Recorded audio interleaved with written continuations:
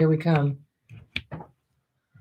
All right, we're live. Yeah, but no one knows about it now. Well, I think they will.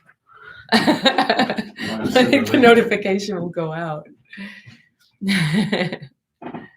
Here we come. Let's see. Let's get some people on here. We're alive. Can you see a notification out there? There we go. All right. Hey, everybody. Thank you for coming back. That was weird. I don't know what it was. Sometimes, I don't know. I haven't done a live stream in a few months. That's what I get for just jumping on here like it all works again. I think it's because I enabled some other cameras. I don't know if some of you noticed, but I fixed up my studio a while back. I don't know, a month or two ago. And I tried all these cameras they didn't work, but I guess they're still interfering with everything. So here we are. Hi, you guys. Thank you for coming back. So first order of business, I wanted to tell you all that there's a new course, and it just came out about an hour ago, called the Connection Bootcamp. And one thing, the feedback that I've gotten from you guys here in YouTube land is that the videos that are about how do I connect better with people are the most popular and most important to you. And there's a boot camp for it now. It's a 30-day boot camp, and I'm just going to mention it now and then. It's over on the courses pages, courses.crappychildhoodfairy.com. And Harry's here, my trusty son, who is a moderator here on YouTube. He'll be moderating your comments and feeding me questions from all the ones that come up here. So he can put a link. Harry, would you mind grabbing a link to the boot camp? And there's also a new quiz. A lot of you, if you've ever been to my website, the most popular thing are the quizzes. There's one about dysregulation, one about relationships, one about Cptsd in general. Now there's one about connection. And you can take it now. And it's over at, well, hang out with me, but, open the link. I hate to tell you a million things to do because I kind of am very happy to have you here. Thank you, Sanye. That's nice to hear. Your nice comment. And Fernanda, you're in Argentina. That's wonderful. Thank you. I'm so glad you guys are here. So Harry's got a link. There it is, Connection Bootcamp. And also, Harry, would you mind putting the quiz, the connection quiz? So that's something just to kind of see. I've listed 25 common symptoms to know that it's affected your ability to connect. Do you need a quiz for that? I don't think so. I think we know that. We're a bunch of Cptsd people and we get it, right? So welcome. And I am ready for any questions you've got for me or things you want to share with me now that we're here live. I wish I'd been doing this every month. I've really been underground working on this course, the Connection Bootcamp. And as some of you know, I put a video out about it. Harry's dad, my first husband, he got really sick with cancer. And I kind of lost a month sort of handling, processing it, supporting everybody with that. And we got really good news that he's going to be okay. So a lot of you know about that. All right. If I missed anybody, I'm just looking at the stream here and I see Jesse has a question. I can't tell when people are trying to take advantage or actually being nice. It happens so much that I just push everyone away. Boy, are you in good company, Jesse. That's kind of what we do. And I've been really immersed in this problem. So this is my experience with that. Our perception is pretty messed up from childhood, the way we were raised. And for me, I'll tell you what it was like for me. I think a lot of you relate to this. It might be something a little bit different, but similar. Is my parents, when I was small, told me stuff that wasn't true a lot. Like I would get the feeling that somebody in the house was really dangerous. And maybe he was yelling and starting to push tables over. And I'd say, I'm really scared. And my mom would say, that's fine. It's fine. It's fine. Stop being such a worrywart. I have a lot of bad memories about being in the car. We had this VW bus with no seatbelts. And my parents loved to go on dirt roads in Mexico and camp. And they would get very stressed out and start arguing. And then there would be some crazy driving. And we'd have to jump out of the car. It was terrifying. So I have these bad memories of that everybody's saying it's fine, and it wasn't fine. And so a lot of healing for me and for you is about learning to get your perception back, to be able to use your judgment. And when other people say stuff like, hey, trust your gut, we have to kind of take that with a grain of salt, because our gut, our informed intuition is also kind of polluted with a bunch of fearful, resentful thoughts. So you're going to hear me, like a broken record, always tell you, if you haven't learned it yet, go learn that daily practice, because those fearful, resentful thoughts are the things that are interfering with your ability to think straight, to perceive honestly what's going on around you, to tell, something, I'm kind of getting a funny feeling about this. I think I should not be walking down this street. So when you have lost a lot of your fear and resentment, your perception of what's safe and what's not safe starts to really sharpen up. Because also, like, you can't detect danger, you can't detect safety. Can't detect danger, can't detect safety. So Jesse, like you said, a lot of us just go into avoidance, just go into like, I'm just not going to deal with anybody. I'm going to go into this default of nobody can be trusted. And that's a terrible way to live. Next thing you know, you're all alone. And if you start writing your fears and resentments, you're going to start digging. You're going to go from top level stuff, which is like, whatever I fear, I don't look good today and I'm tired, and fear I'm depressed. And it'll start going down, down, down. Fear this was always this way. At the bottom is going to be something like fear you're going to be alone forever. Fear you're going to die like that. That's like the core fear of everybody, maybe every living thing that's meant to be a social creature. But with Cptsd, it's like not a crazy thought. When you walk around a city and you see people who are actually like alone on the streets, and there's a lady just up the street from me, and there's a really large bus bench, and she tucks herself into that and puts her belongings underneath it. She's got this little setup going on. And every time I see her, I'm just like, there, but for the grace of God, I don't know. I don't know how I've managed to float above that right now, but here we are. So I'm really grateful. And what was really jeopardizing my ability to like stay connected to people was basically Cptsd behaviors, lashing out, isolating, misperceiving where people were coming from and like accusing them of things, and just generally getting kind of a belief that other people had to change for me to be okay. Like I would, like, what's the basic problem here? We're triggered by people. We're triggered by people. So if you're operating under the belief that that's because they're toxic, that's because they're narcissists, they just need to stop and I'll be fine, you're just going to be stuck forever. I'm sorry to say. So you can remove yourself from people who are really that bad, or you can start to calm your triggers. And you can, with calmer triggers, you can make a better decision of, should I stay, should I go? I know I've definitely pushed away people who were actually great. And I was tripping, stuff where I was jealous, or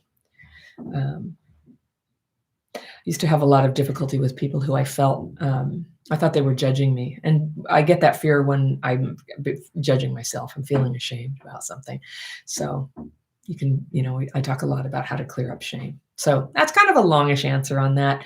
To get your perception back, you need feedback too. So you shed the fear and resentful thinking through the daily practice. You connect with other people so that you can get feedback and go, am I tripping? Is this actually bad? Is this person trustworthy? What do you think? And you got to start changing some of your friends. If you've got friends who are just like, oh yeah, I used to have friends who were like, all men are just deceivers and they're just trying to get you. Well, those people are not helpful to me. They're kind of more, the word for that is hateful. So I look for people who have pretty good judgment themselves or are working on it. It's even if you're in progress, you can often give pretty good judgment for another person because you're not triggered by their situation. So that's a big plus, right? All right. Let's see. How are the questions, Harry? Have you got one for me?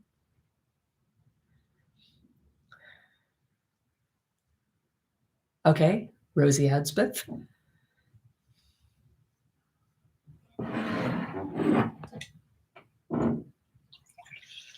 Oh my gosh, that's a good question. Hold on, I gotta pour my tea. See that? Look at, isn't that teapot and nearly matching cup just so appealing? Okay. I'm not trying to rub it in, Harry. I asked Harry for a teapot for Christmas and he got me a kettle. Then I returned it and I got that. And I love it, Harry. Thank you.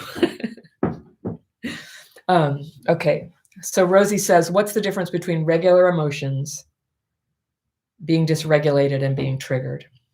All right, here's how I see it. Emotions are real and normal, and if you're alive, you have them. There are a few people where, because of the way their brain is structured, maybe they don't so much have them, but if you're here and you're bothered by what's going on in your life, you have emotions, and they're good. Emotions are good. They help tell you when something's wrong. However, that common knowledge idea out there that feeling your feelings is some like great goal, and if you could just do that, you'd get better, that doesn't apply to me. I don't know if that applies to you. You can tell me. My problem wasn't that I couldn't feel my feelings. It was that I was just like really bummed out all the time. I was angry and upset and sad and lonely, and I needed to kind of have a path forward out of that. And it was hard. It's hard because when you're sort of emotional and you tend to like lash out at people and you're needy like that, it's harder to have people in your life. So so I had a lot of emotions about that. I felt hopeless. I felt sad. I felt discouraged. But those are all good feelings, because what they did is they prompted me. I got really, really sad. Like when things got really bad, I got busy. I started to take seriously and start changing. And I've had a few periods in my life where I had big losses and disappointments. And those are the times when I really went and asked, like in the back of my mind, I always know I've been working with a trainer, right?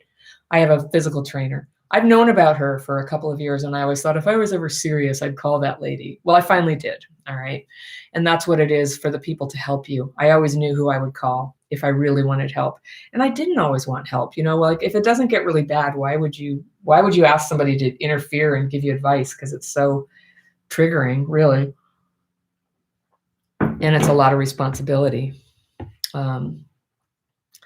So regular emotions, most people will say, trust your gut. Most people will say, trust your gut. And, what does your heart tell you? That stuff never applied to me. My heart would just tell me like, cut and run, or, or this guy is the one. I just know it. I just met him yesterday, but my heart tells me like, so that information, I have to do a workaround. And I always say it's kind of like, some people have lost a leg. That's not uncommon that somebody loses a leg, and they understand they're not going to get a new leg, but they can get a prosthetic, and they're going to have to do some rehab and training. And in the end, it's possible they're going to be able to run faster and do things that they weren't able to do before. It kind of depends on how it goes and what they're able to put into it. And I think Cptsd is like that too, that you're always going to have these wounds, and you're going to have a tendency to get triggered, but you can start calming them down. So when you're calm, you're still going to have emotions. When sad things happen, it'll be sad. When happy things happen, it'll be happy. But a trigger, this is how I look at it. I call it the trauma trifecta. All right. So if you have Cptsd, there's 3 things happening. You get dysregulated, you get disconnected, and you fall into self-defeating behavior. That's a super simplification of what it's like. The thing that sets off any one of those 3 things is a trigger. So you're interacting with somebody, they offend you in some way, or they didn't invite you to a party and you find out about it. Your trigger goes off and boom, you're off into one of those things, if not all 3. You get dysregulated, you get disconnected, and you go into self-defeating behavior. Am I right? So I think it's pretty much all 3. Like with severity, it's going to be all 3. So if you can't ever not be triggered. I totally don't understand people who are saying, you're triggering me. It's like, well, everybody triggers me. I mean, I would really have to go live in a cave not to get triggered. So the trick is, forget about trying to make other people behave a certain way. Go within and say, how can I calm my triggers?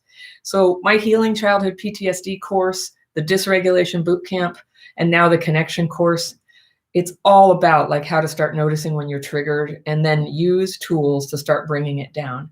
Now you were probably told that your feelings are important. You should be talking about them. And the stories about how people upset you are really important to keep talking about. Okay, me, all that stuff really just kind of kept me feeling upset, and I had to leave it behind. So, you get a particular message from me about like, just forget all that. Don't try to change people. Don't worry about blaming them. If they're really so bad, get away from them. You have to use your agency for that. And then learn to notice and calm your triggers. So how do you know when you're triggered? Your heart starts beating. You start to get ideas like, I have to say something. This urgency of having to say something. You feel discombobulated. You like when my microphone didn't work, of course it was a little bit triggering, and I just sort of stepped back and I was like, well, if I don't do this call, I'm not really worried about it. And then I just untriggered. I was able to kind of mentally take myself out. But when I'm on this call, I've got paper here. I always have this right next to me so that I can write, I have fear. I won't be able to get my microphone going again. Fear, everybody realizes what an F up I am. Fear, this is so amateur. Fear, fear, they're right. Fear, who the hell am I to say all of this? I'm teasing myself now. And then I sign off. I ask for it to be removed. When I have time, I meditate. But when I'm just in the middle of doing something like right now, I just let it go. I do it so often that even just dragging the pencil across the paper starts to give me that nervous system like decompression on the whole thing. It feels really good. It's really easy to try. If you haven't done it yet, it's free. It's linked in every video underneath in the description section. And you can always find everything over at courses.crappychildhoodfairy.com. I also have a tab on my website called Free Tools, and you'll find the quizzes there and the free course. Because most of the people in the world who have CPTSD need help free. So I understand that. And there's, paid courses too, and membership and coaching and all that. And that's how me and my team make our living. But I'll tell you that daily practice is the most important thing I can teach you, the most powerful thing. So yeah. Thank you, Ella. I don't feel guilty about it. Yeah. All right. So did I answer that question? I think so.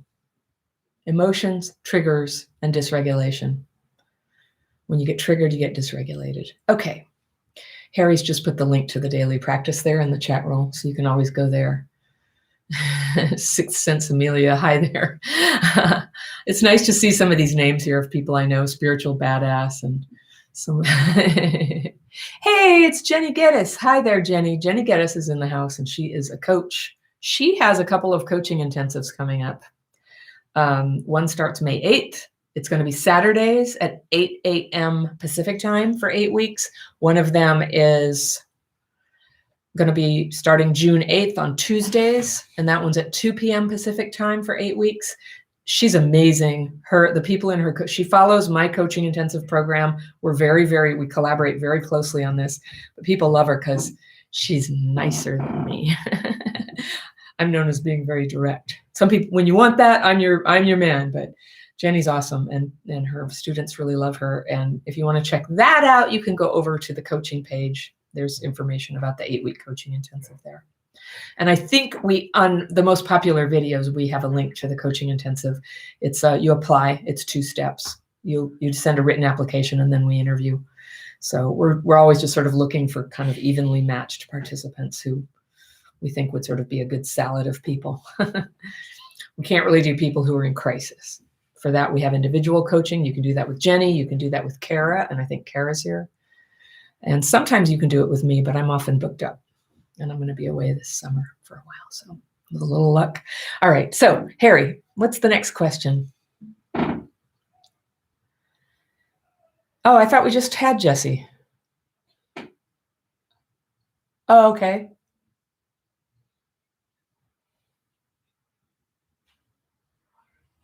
Oh, no, we did that one. We did that one in the beginning. Yeah.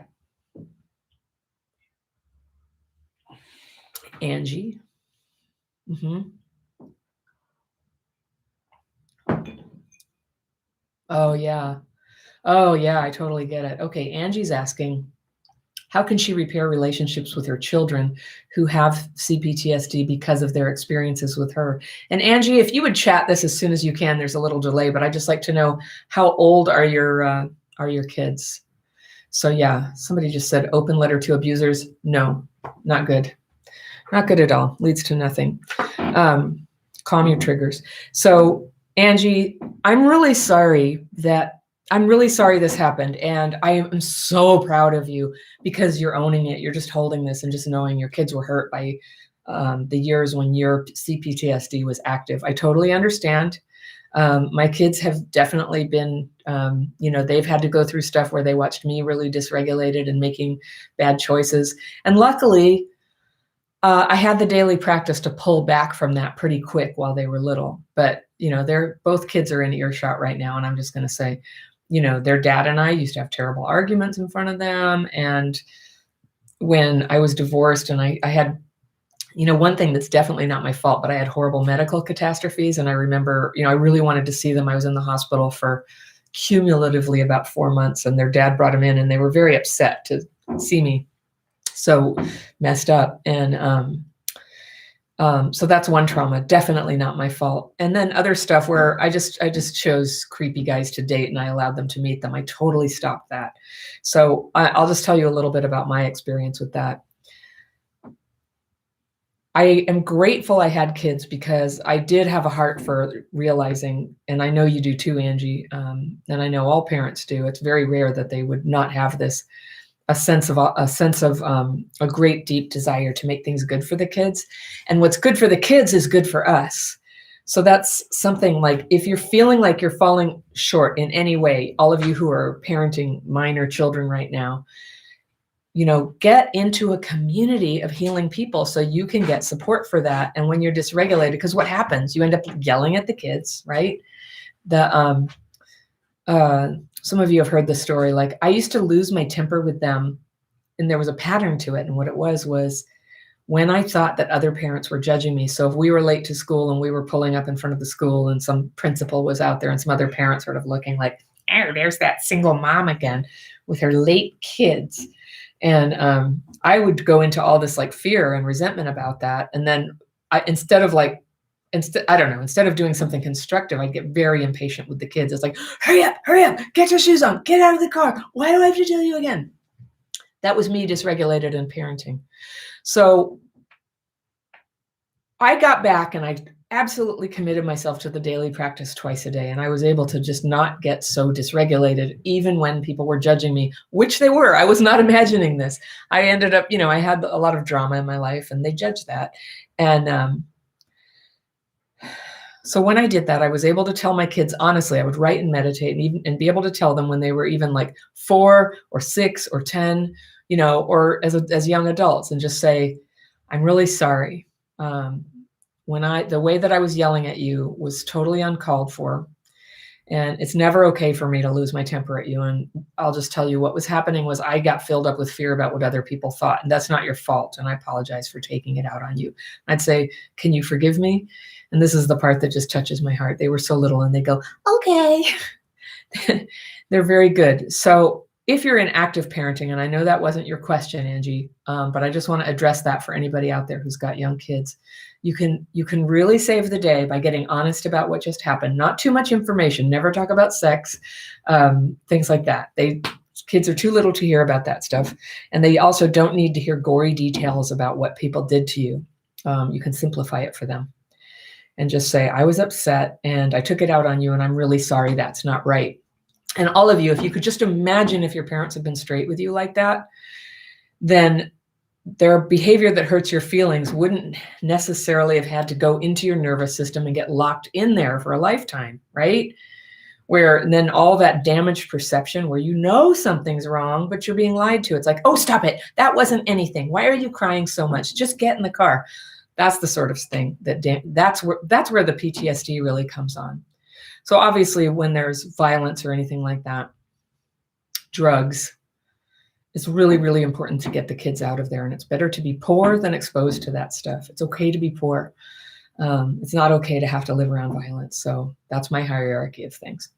And so for Angie, now that your kids are grown, it's something like the same thing. And I have a video out there about how to apologize to somebody. And so, and I've worked with parents. It's funny because you hear a lot more on YouTube from people who have gone no contact with their parents. I hear from the parents who want very much to restore relationships with their kids. And some of them have the experience that the kids, no matter what happens, they are not going to give them a chance. And I realize that people have their reasons for that sometimes. But if you have an honest desire to set it straight, the first thing that needs to happen is the bad stuff needs to stop. So I don't even know you, Angie, so I don't mean to paint you in any particular way, but let's say that there was crazy behavior because of drinking or because of bad boyfriends or girlfriends. That's a big way that abuse gets into the house for kids, is through partners and through strictness or also negligence, like not supervising the kids. Those are some things.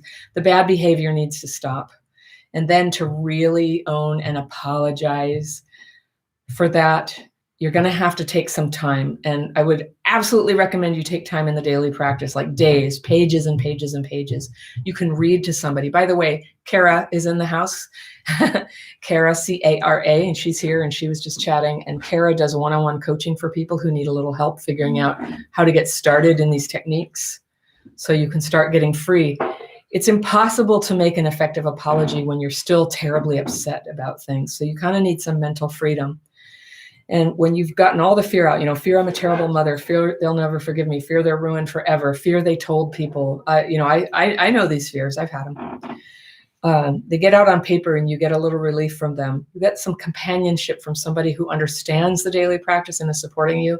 And you get a little help to go sort of look at, okay, so what is it that the people who don't like me, kids in this case, what is it that they're reacting to? And you need I know not everybody here is a God person or prays, but I'll tell you a very important prayer that I've had in my history is praying and saying, please show me the reality of my condition. Because when I was in my Cptsd, I couldn't see clearly what my role was in this stuff. And that was one of the things that was like given to me through connecting with people and working and just being willing to do anything that I needed to do to get real, like, what is wrong here? What have I done?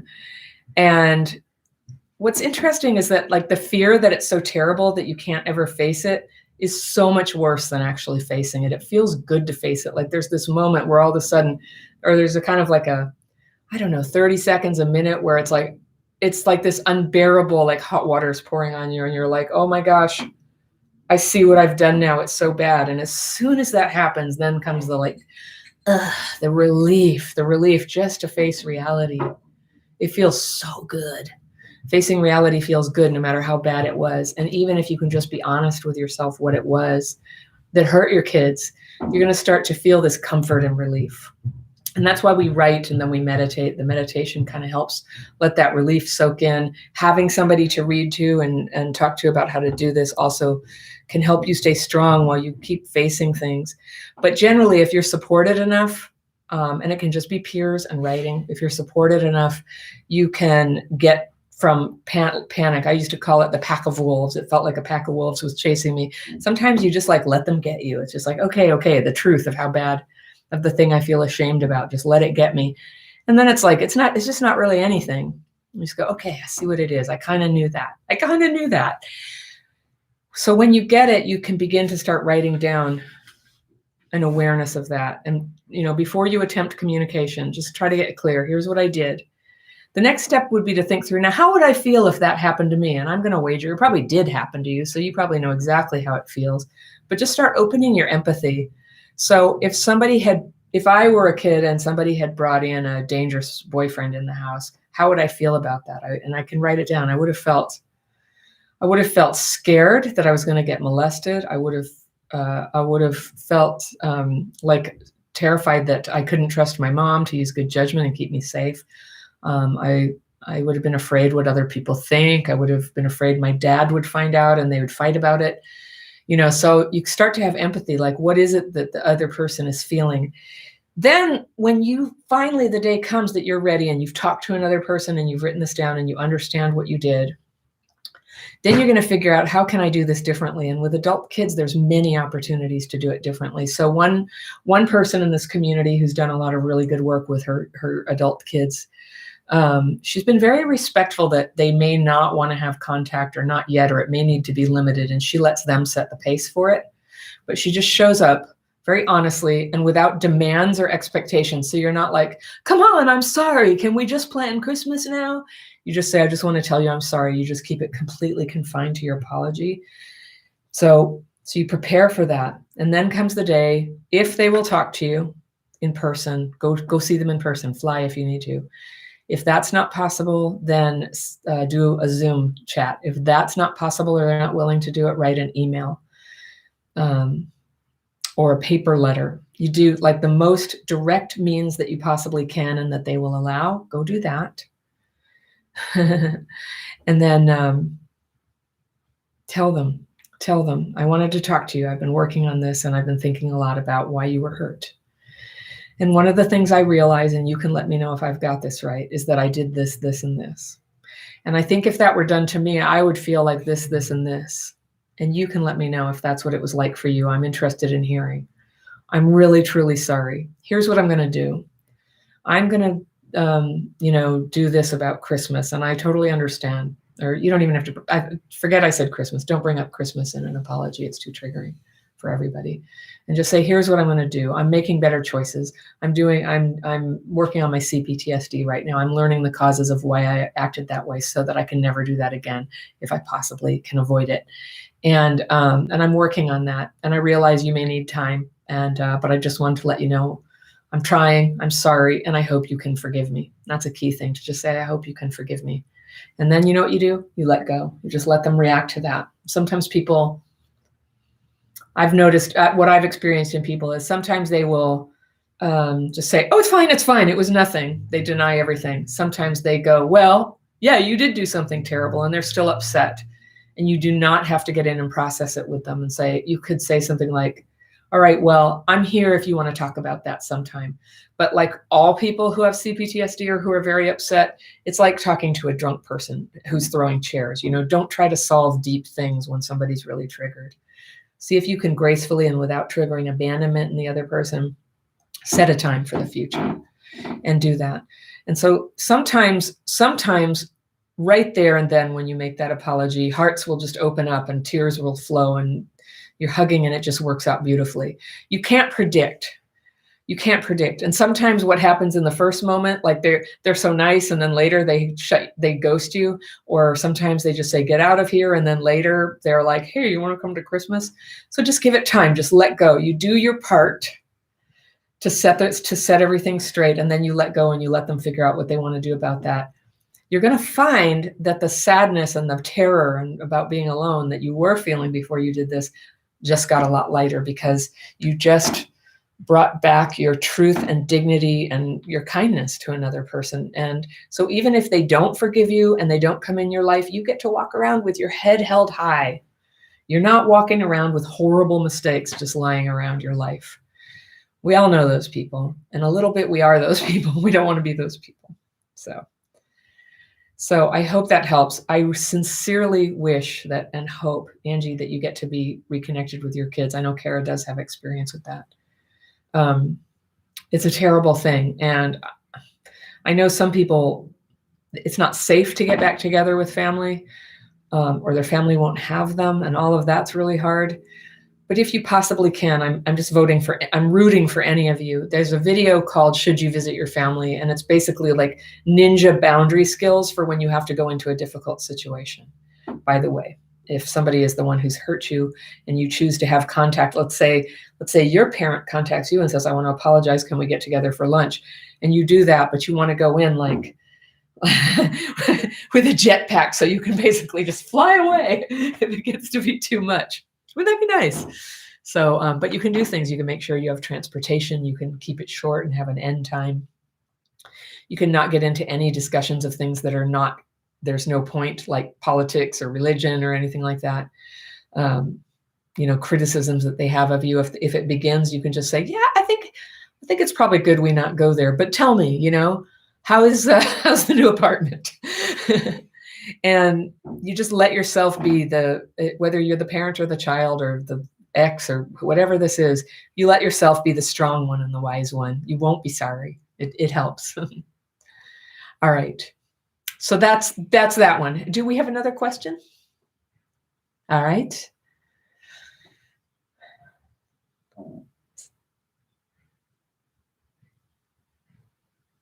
Okay. Sienna Price asks, what do I think about bottling up emotions and suppressing them?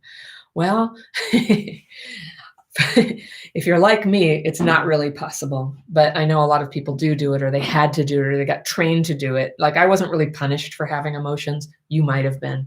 And you got trained to not show that, and you might have trouble accessing your emotions. So obviously that's not good. Everybody's different. Everybody's different. But I believe strongly that we don't want to bottle up our emotions, but unbottling our emotions is not the same thing as saying how we feel about everything when we feel it to whoever we want. If I've learned anything, especially in the last 10 years, it's about just being a little bit wiser about when I even try to communicate to people that I don't like something, or I'm sad, or I have a bad memory about them, or they just offended me. It's not always worth communicating. Because of the daily practice, I feel very free to express myself, relatively free, a lot, like 20 times freer than I used to be. So if I feel like, if I'm having lunch with a friend and I have this strange feeling that they don't like me and I'm not welcome, or they force themselves to come, but something's not right, I'll say it. I'll say, this feels weird. Is something not right? And that's a superpower, because then people can tell me. They can tell me what's wrong, and I can get mad. I can get sad. I can leave. And I'm safe to express. I'm safe to feel my feelings and act on them. But if somebody, let's say some friend is she's acting a little bit ghosty with me, and okay, do I want to say something to her? Well, that's not cool. I'm really hurt about that. I do that. I recently, I'll tell you a real story. I mentioned before, when my kid's dad, he had cancer, and there was a period of time in March where we were under the understanding that he was about to die, like imminently, which he didn't, and he's not going to die imminently. He's going to have a normal lifespan. But we had this very rough time where we thought that was happening.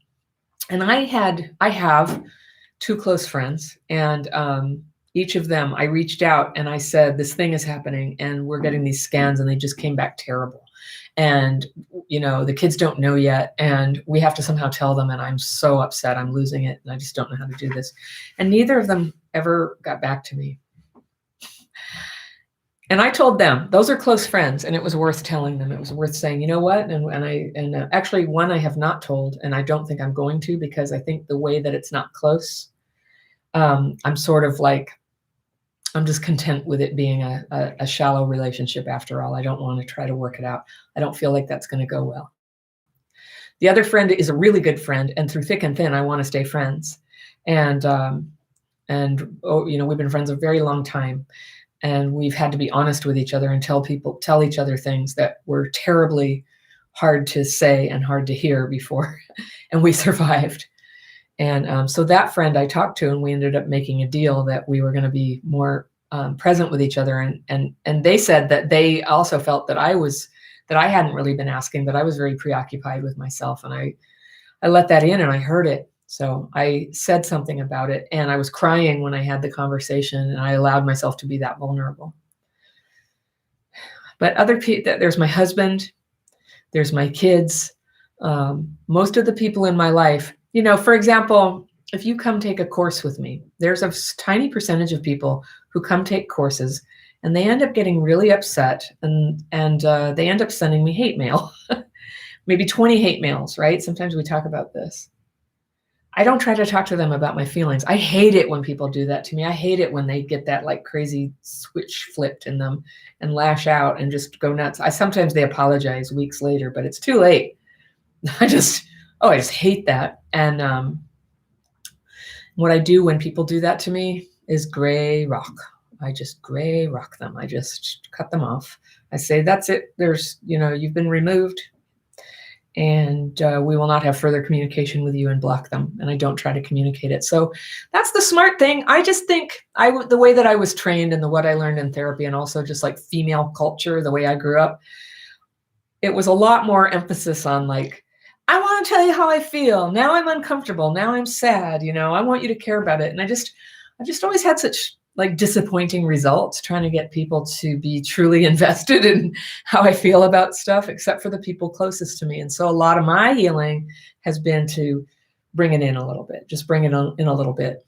They have a saying in England I learned from my husband, and I like it. It's called, I like it. It's total bullshit too. You're going to hate this if you have suppressed feelings.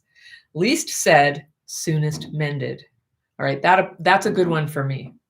So the less I go in there and go, you said this, but I didn't do that. The less I did that, the sooner we can move on and just have a good time. But see, I have the daily practice. I have a way to get those feelings out.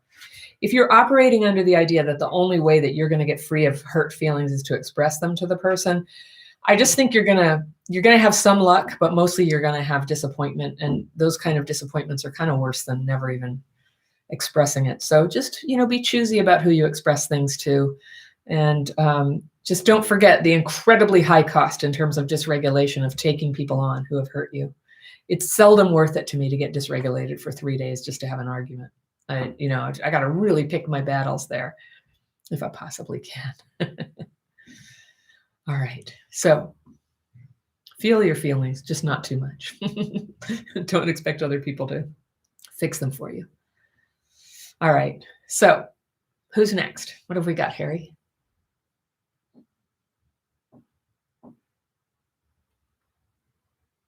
Okay. Okay, hold on. Coda Creator. Hold on. Let me just do it in bits. Coda Creator says, start again.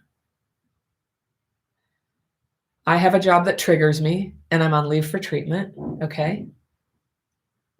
But going back scares me to death. Yeah.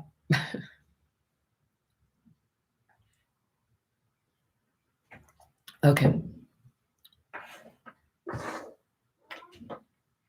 Okay. So does the thought of interviewing for a new job. I'm about 2 months into therapy. All right. I can't address the therapy. I know that a lot of people here are therapists or benefit. I never did. Going to therapy was completely kryptonite for me. And I basically got worse and worse and worse until I finally quit. And then I started getting better. But I think it sounds like your fear and resentment is just completely overwhelming you right now. And you don't have a way to process it. I'm going to just suggest to you, consider not talking about it so much. There's, I keep bringing this up. There is a cultural idea that you need to keep talking, but just ask yourself, how do I feel after I've done that? I know some people must feel better or they wouldn't do it. I write about it. I write my fears and resentments about it. I've had some horrible jobs and I've had some terrifying situations, and where I thought I was going to lose my job at critical times, or, I was getting stuff like getting left out and passed over, and hard things like that. Judged have been very hard. And when I didn't have a way to handle those feelings that came up, they would overwhelm me and I would have to exit. I don't know. I never could go on leave. I didn't have that option. I didn't have those kind of benefits or anything. So I stuck it out. And I actually, there was a leave once when I was attacked, and I had PTSD so bad. The doctor authorized 3 months of leave. My job pressured me to come back in like a week. And I was there just totally, I couldn't read. I was totally inappropriate. It was a disaster. So there's a time and a place for taking some time out. But what happened, the reason I got better from that is I learned to do the daily practice. I learned a constructive act to take that like overwhelming emotion and thoughts and dread and get it out and on paper and begin to get free of it. Sometimes when work life is unhappy, it's because you're in a bad job. Sometimes that's what it is. Sometimes it's just in here, and you'd feel that way no matter what job you were in.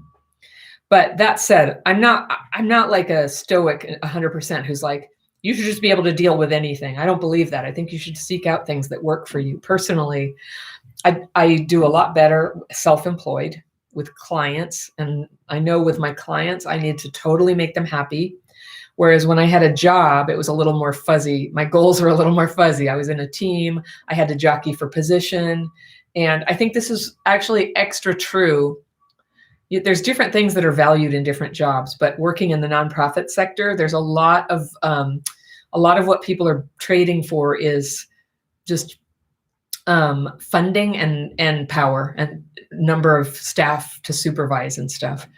In the private sector, it was more about like, this thing has to be profitable. It has to make money. And so for me, I like the private sector because I like that very straightforward goal. I know what it is. It's not based on anything about me except, and I know that like private sector jobs are not free of politics, but I've had over 20 years of serving clients in all sectors. I would just say private sectors are head and shoulders a lot less political than nonprofit, and the very worst was public sector for me.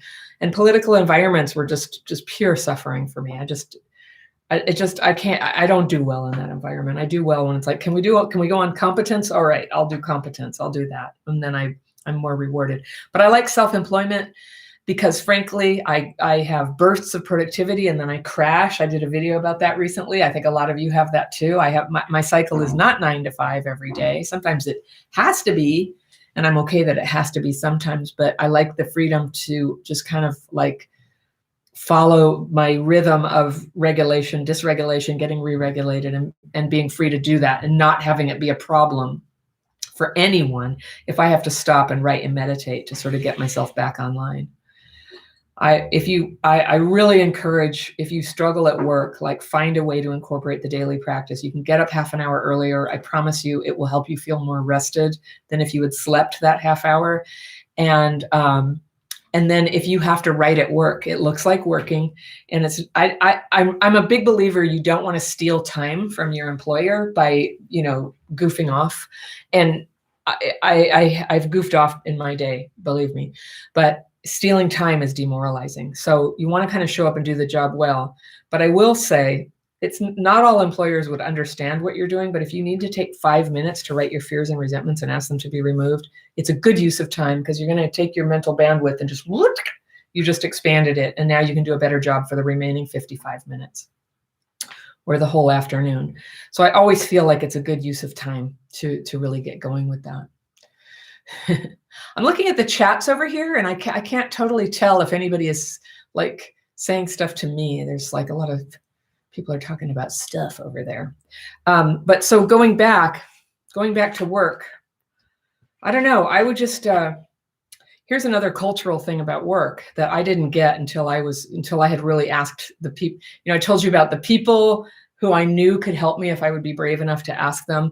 And they're the ones who told me to get over myself about expecting work to be about my feelings and instead understanding that I was making a contract of giving my time and talents for money and then to do the best job I could, and that my focus should be on helping my employer be successful. It's just so funny, like that sounds radical in this day and age, but it was, my income like went just up like that when I reoriented myself, and making money and being considered a valuable team member did huge good things for my self-esteem. So if you're feeling like you can't go back, I would start to spend at least a couple hours a day on the daily practice. You have the time, and start to unload all that fear and resentment. Now, a little thing here, if that therapy is really helping you, great. But between visits, maybe if you have a week between visits, I would encourage you just try 7 days of just doing the daily practice. Doing the daily practice is kind of like in conflict with going in and talking to somebody about what's bothering you. You're kind of saying, you know what? I'm gonna do something different with the daily practice. I'm gonna name the fear and resentment that I have, which is by nature like just saying, I'm the one who has fear and resentment. I'm the one who's bothered. I'm the one who's feeling paralyzed and weepy about this. And then get it on paper, ask for it to be removed. Or if you're truly secular, you can release it. I'm not good at that, but I know some people can release it. And your mind's going to get a lot clearer about like, oh, you know what? This is actually fine. I can get over this. I was just tired. Or I cannot go back to that job because it doesn't suit me. And what I really want to be at is in a place with these characteristics. And this is where discernment, this is where healing gets so important, is to be able to discern, like, where would you be happy? And usually you're not going to be handed, a manuscript that just goes, the directions for you personally to be happy. That doesn't happen. How you get that knowledge is you just start trying things. You do little things. My brother-in-law was an engineer, and he realized that was not very fulfilling to him. And so he tried this exercise where he wrote down if he could really do anything that he wanted, what would he do? And he dreamed of being a painter. And so he took some little steps. And then next thing you know, he was living in Florence, like studying painting icons in the Middle Ages style, and with the materials they used to use. And now his work has been commissioned in cathedrals, and he's doing all of this. And now he's off doing yet more things. But he's somebody who's very free to just kind of like listen within about what he really wants to do. He doesn't ever do anything like engineering. And I met him well after that. I can't even imagine him doing that sort of job. It's really not his, I just can't see it. So that's the other thing. Like everything depends on you recovering your your presence and your awareness, free of all that crap and all the beliefs that carry, everybody, we all do it. We carry it around. It's like, yeah, but I'll speak for myself. Here were some of my limiting ideas. My mom was an alcoholic, and adult children of alcoholics, they really have problems with authority. Well, that doesn't have to be true for me. I could actually learn that. I could learn something different. If I do say so, I've done a really good job of trying to learn things I wanted to be better at. And many of them I got better. And some things I'm just terrible at. So, all right. I'm going a little over today because we got started late. But I'd like to take another question if anybody has one for me.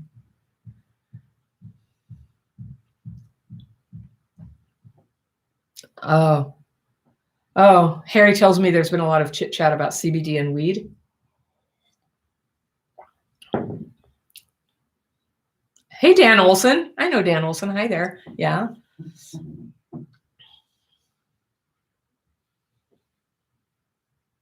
Oh, yeah. Well, I would just defer to you. I haven't tried it.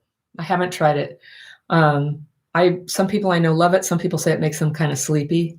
And if I ever needed help in that area, I might try it. I might see what happens. But usually, I don't know. Usually I know it's not mind altering, but some people say it can make you a little sleepy. So no, I'm open-minded about it. I'm open-minded about a lot of also psychedelics possibly being helpful for this. I could see how that would be true. I only ever did those recreationally, never therapeutically, but can't wait to find out what it's like. And if there were ever a safe opportunity, I might check it out. That'd be interesting, huh? I'm open to a lot of things that people are doing, but by and large, I tend to stay away from things that are mind altering mostly.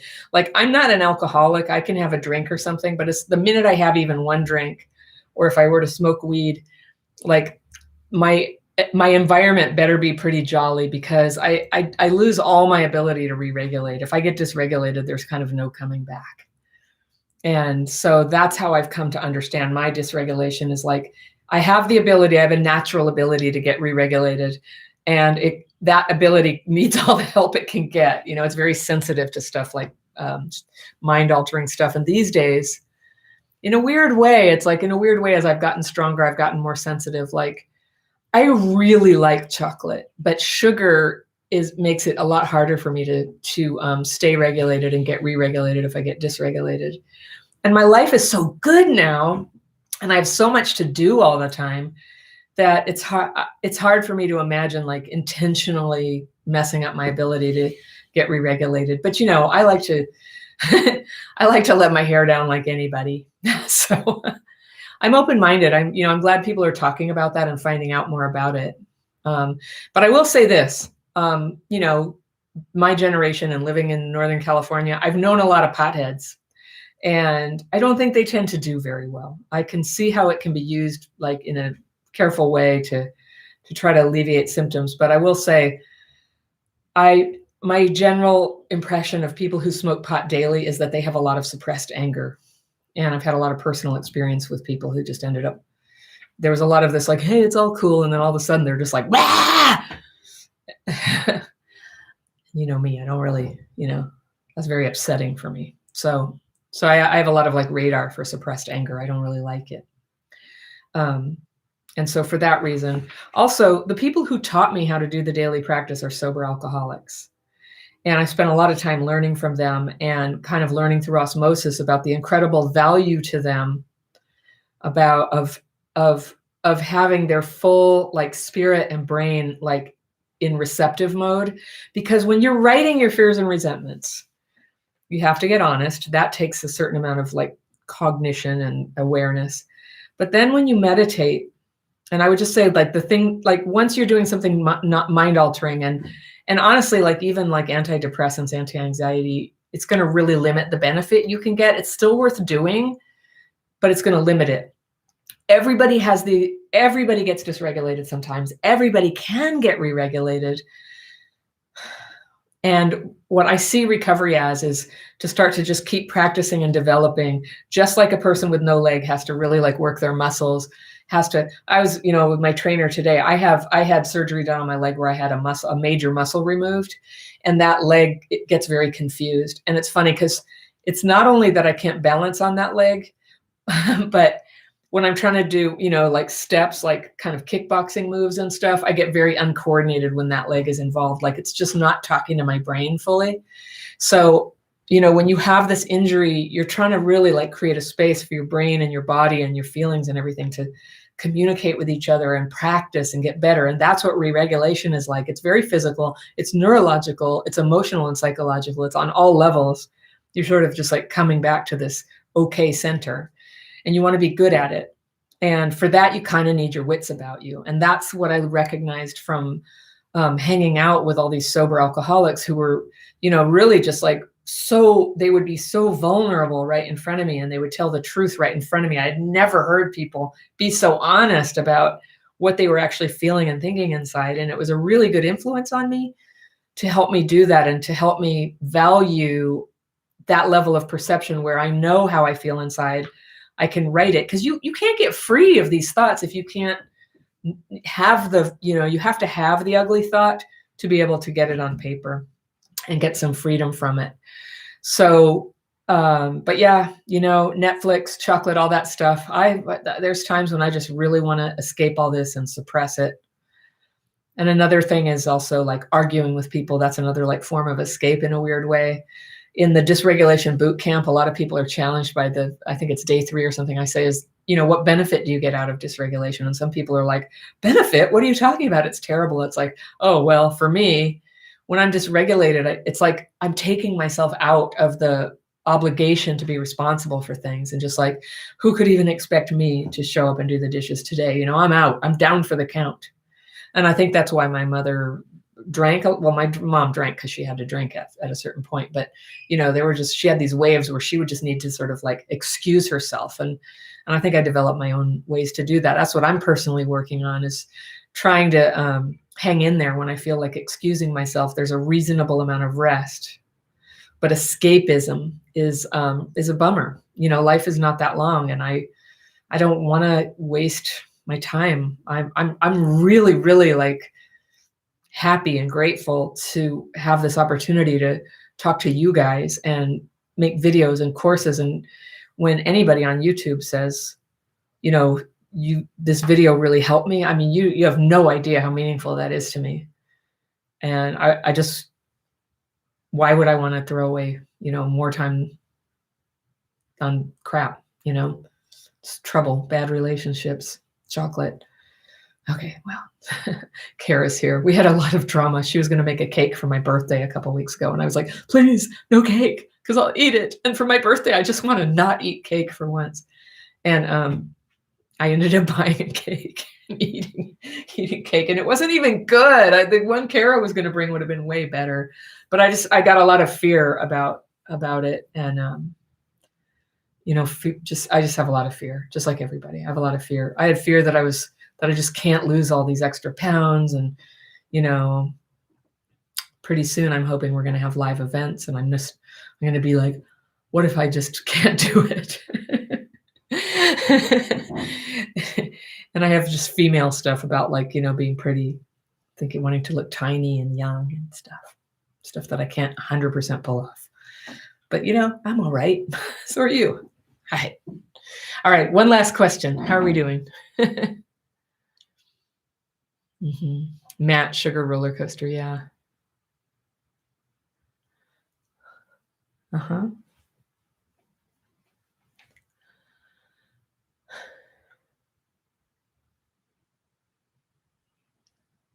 Dan Reg asks, Dear Fairy, how do I handle not being able to express any other emotions but anger?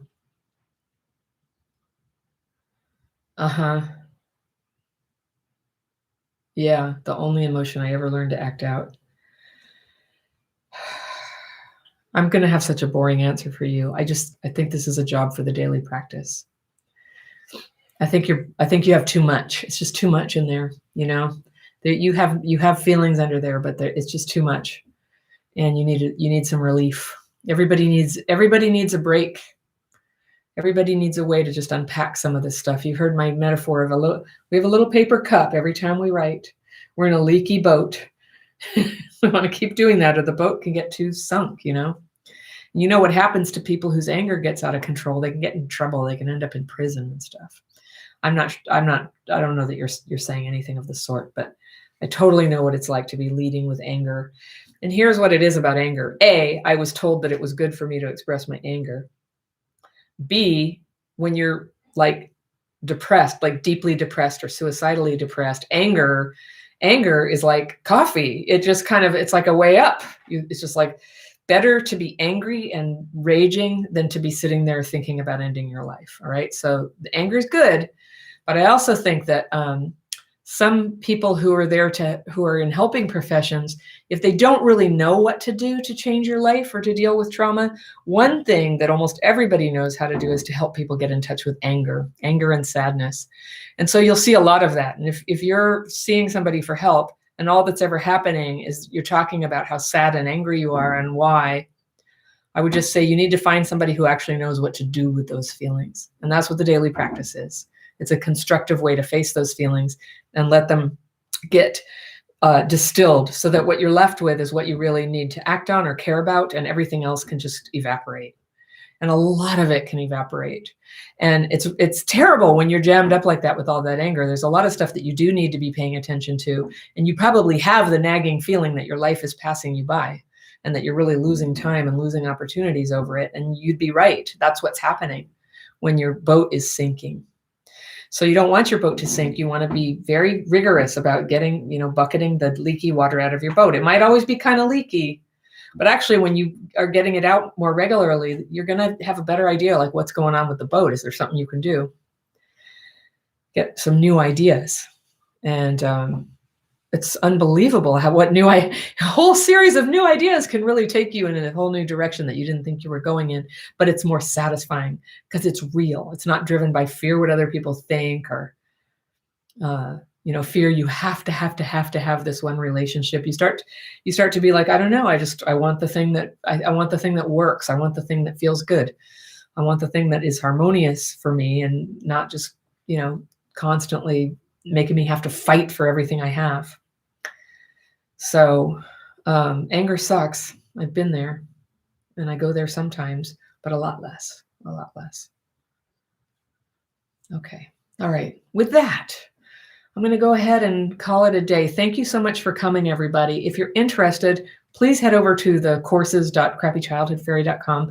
There's a coupon code for you, this connection course. It's pretty beefy. It comes out one video and one worksheet a day. I'm just telling you about it now. I've been working on this for like 2 years. You've been seeing like peaks of my messaging in the YouTube videos for a while. Like covert avoidance is in there. Pushing people away is in there. Getting triggered by people is in there. So it's a place where you're not just watching videos, but you got worksheets, you're applying this to your life and you're just taking it one day at a time and working on it. So it's a 20% off deal right now. It goes through Sunday night through the weekend. You can go get it for 20% off. So you can go check that out if you like. And if you have no money at all and you haven't done the daily practice, what are you waiting for? Nothing I say is going to make sense till you try this. and we have lots of good things happening. And once you take the daily practice course, there's free Zoom calls twice a month that I lead. And then if you want to become a member, that's kind of like a midpoint thing. You can become a member of Crappy Childhood Fairy. And you also are invited to a private Facebook group where there are peer-led daily practice calls every day. Also, member group coaching calls twice a month. I really love those calls. I love the Zoom calls with you guys where actually I get to open your mic and talk to you. I can't do that here. But I really thank you all for coming today. And if you got stuck and you have a question and it's a burning thing, you can send it to hello@crappychildhoodfairy.com. And you know what I haven't done in a while is an Ask the Fairy video. I actually had to take a break to get this course out the door. But coming soon, more videos. And if you have a question that you'd like answered on YouTube in the Ask the Fairy videos, send it to hello@crappychildhoodfairy.com. and put in the subject line, ask the fairy. And that's how you give me your permission to ask your question and indicate that that's what the question is for. And I will always keep everybody anonymous. I'll never use your real name, just for safekeeping. Okay. All right. And Mike, how you let go, go see the daily practice. It's a profound way of letting go. It's very, very powerful. You wouldn't even believe it. You have to try it to even believe it. Okay. I will see you next time, everybody. And thank you for connecting and being here. Bye.